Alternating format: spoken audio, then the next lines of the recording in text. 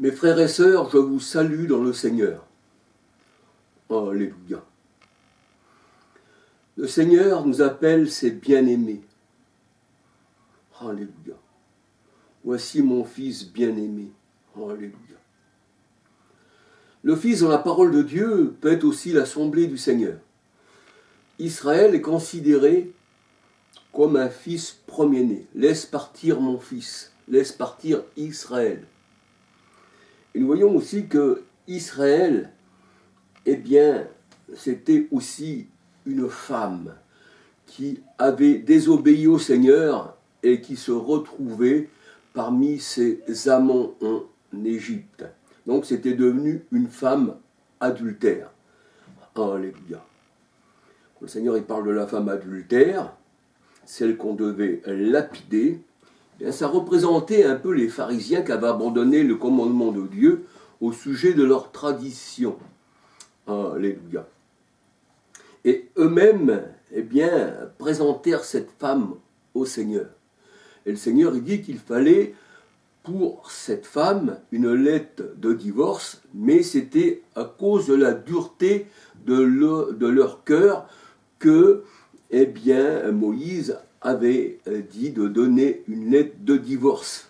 Alléluia. Et c'est pour ça que la parole de Dieu nous dit que la femme adultère, eh bien, elle a forniqué spirituellement avec ses amants.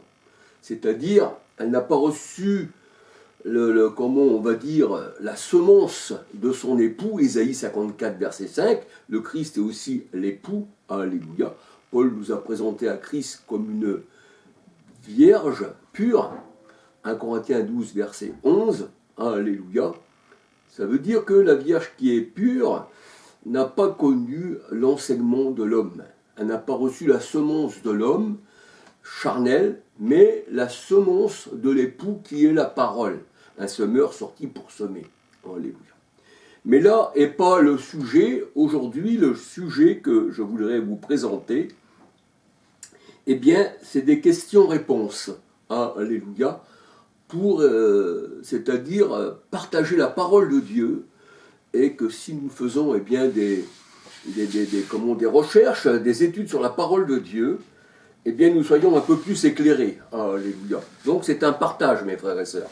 C'est un pain partagé. Alléluia. Et comme je vous le dis toujours, ce que je mets en évidence sur mes vidéos, eh bien, c'est le Seigneur qui nous éclaire. S'il y en a qui sont d'accord, alléluia, gloire au Seigneur. S'il y en a d'autres qui ne sont pas d'accord, libre à eux de ne pas regarder ou de critiquer eh bien, ce que je mets sur eh bien, mes vidéos. Alléluia, je ne suis pas un gourou, c'est Dieu qui convainc par sa parole, ce n'est pas un homme. Alléluia. Je pourrais dire ce que je veux de moi-même, je ne pourrais pas vous convaincre. Mais la parole de Dieu nous dit, c'est poussé par l'Esprit de Dieu que des hommes de Dieu ont parlé eh bien, de la part du Seigneur. Alléluia. Et le Seigneur il dit, celui qui vous écoute, eh bien, m'écoute. Celui qui vous rejette, me rejette. Il disait ça de ses disciples. Pourquoi ? Parce que nous ne sommes pas venus de nous-mêmes, mais nous venons de la part du Seigneur pour un partage. Alléluia. Donc aujourd'hui, eh bien, là je fais quelques questions-réponses, et je pense que j'en ferai un peu plus à l'avenir, parce qu'il est bon de décortiquer la parole de Dieu. Alléluia. Parce que c'est un repas en fait, heureux les invités au repas du Seigneur. Et nous avons tous part au même pain qui est Christ, le pain descendu du ciel. Celui qui me mange vivra par moi, disait le Seigneur Jésus-Christ. Alléluia.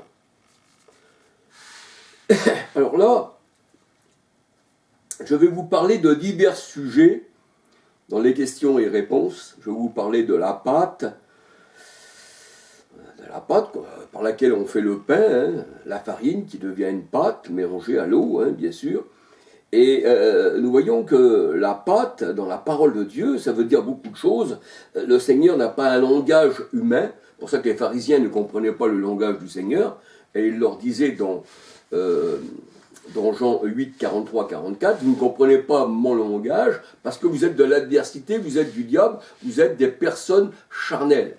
Mais tandis que les gens spirituels comprennent le langage du Seigneur. Alléluia. Alors, dans la parole de Dieu, la pâte était donnée en offrande élevée, l'offrande de l'air. Et l'air, c'est là où on bat le blé, en fait. Alléluia. La pâte était donnée en offrande élevée, c'était la pâte de l'air. C'est pour ça que le Seigneur dit qu'il va purifier son air.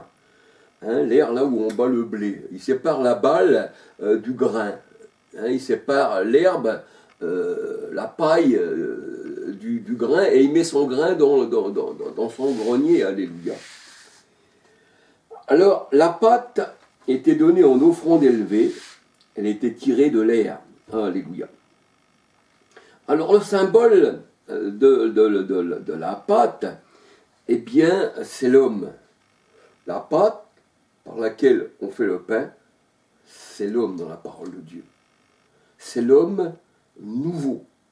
Mais la pâte ancienne, de l'ancienne alliance, eh bien, c'était l'homme ancien, parce que dans l'homme ancien, il y avait du levain dans la pâte. Alléluia. Alors on peut regarder dans Nombre 15, versets 17 à 21. Ça représente l'homme, la pâte. Alléluia.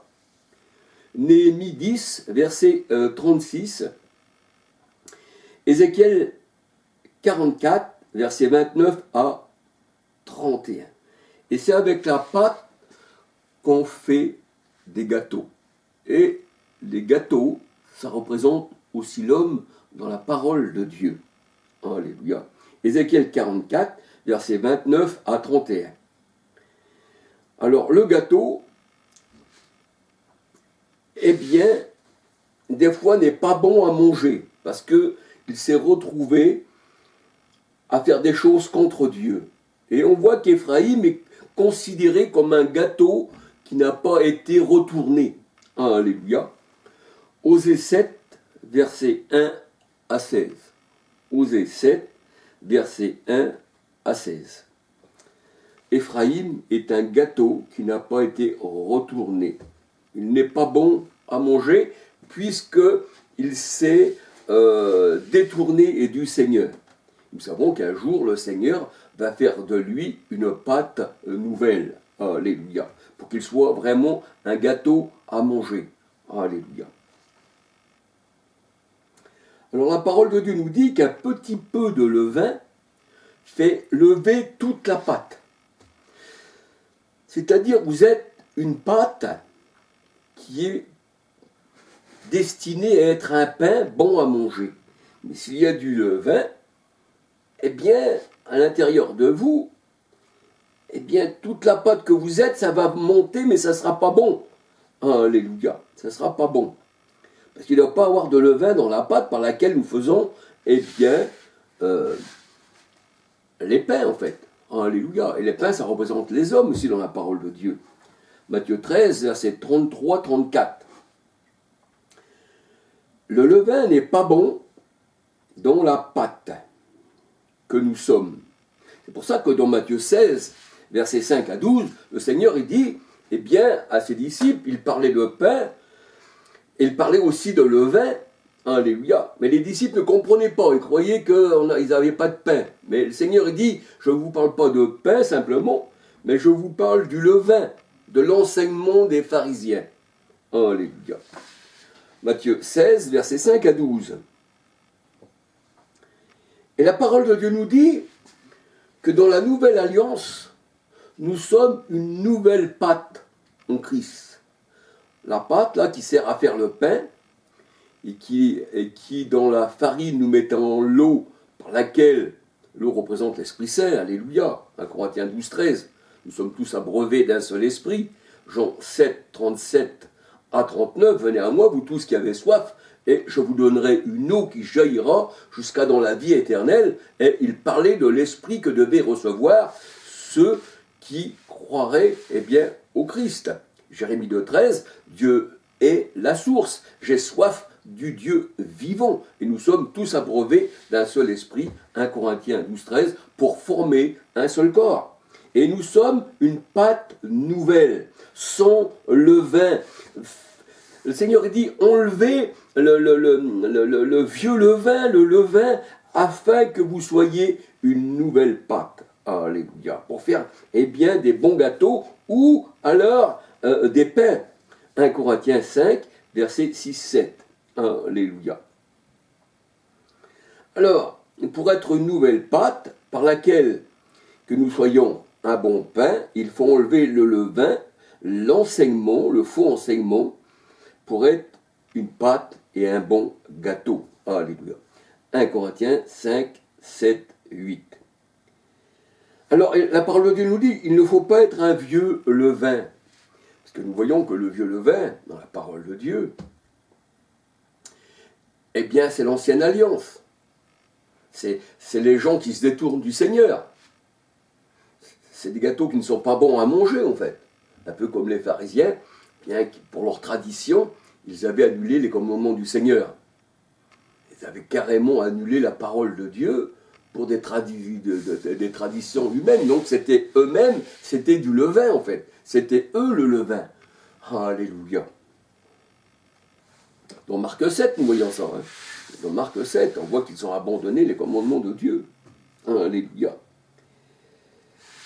Le Seigneur il dit qu'on ne doit pas être du vieux levain, on ne doit pas être du levain de malice, du levain de méchanceté, mais on doit pas être comme les païens, on doit être des pains sans levain, des pains de sincérité et des pains de vérité.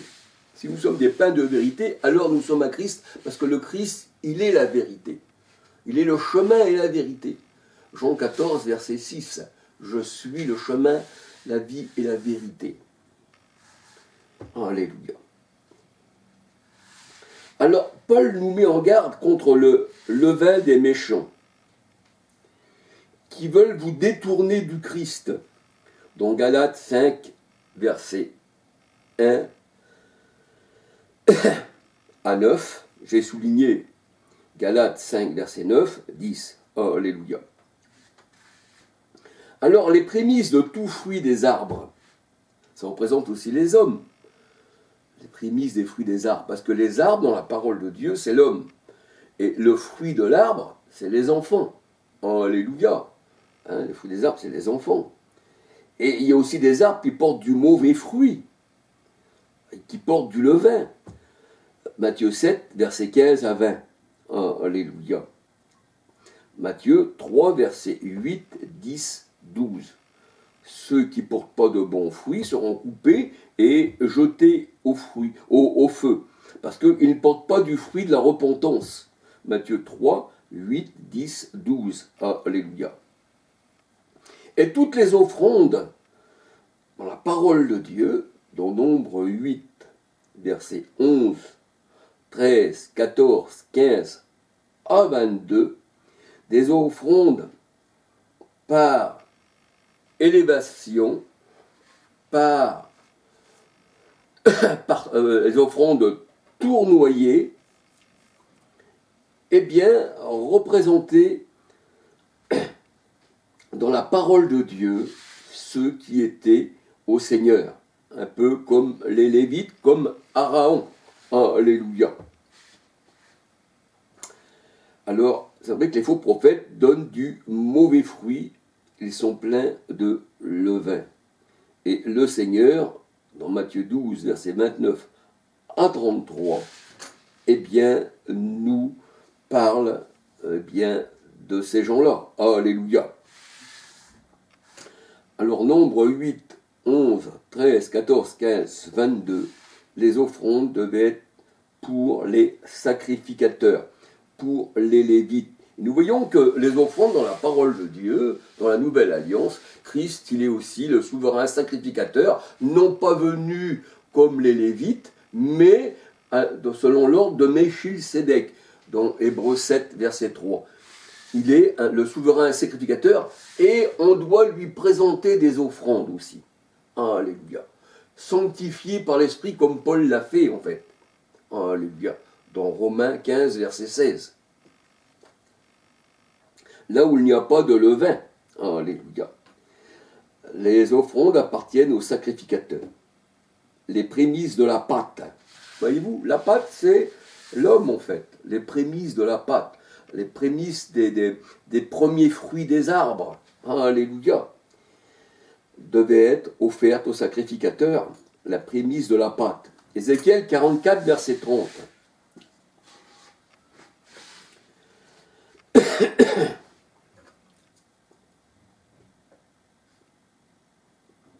On lira tout à l'heure Ézéchiel 44, 31, au sujet des oiseaux et des animaux impurs, déchirés, qui ne devaient pas être mangés. Alléluia.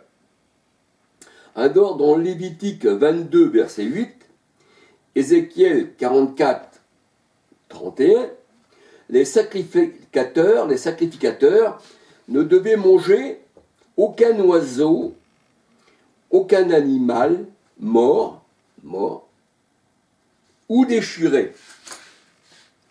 Parce que quand tu es déchiré dans la parole de Dieu, par un lion, par un loup, un chacal, qui représente les faux prophètes, pour le Seigneur, tu es mort. Tu es déchiré. Et vous, c'est ça que le Seigneur parle. Alléluia. Les loups, les lions, tout ça se mettent en embuscade, sachant qu'il va dévorer dans 1 Pierre 5,8. Alléluia. Mais ça, c'est pas quelqu'un qui va vous posséder. Ce sont des hommes dans la parole de Dieu. Les lions, les loups, les chacals, les serpents, tout ça représente l'adversité, représente la pensée humaine par laquelle l'homme agit. Comme vous voyez aujourd'hui, Macron, il veut la guerre. Eh bien, c'est pas le corps de Macron qui veut la guerre, mais c'est l'esprit mauvais en Macron qui veut la guerre. Et l'esprit de Macron, c'est lui-même. Le Seigneur dit, telle est sa pensée, tel il est. Alléluia. Or, nous avons la pensée du Christ. Alléluia. Alors, aucun animal mort, parce que le Seigneur dit que quand tu es mort spirituellement, tu parais être vivant, mais tu es mort.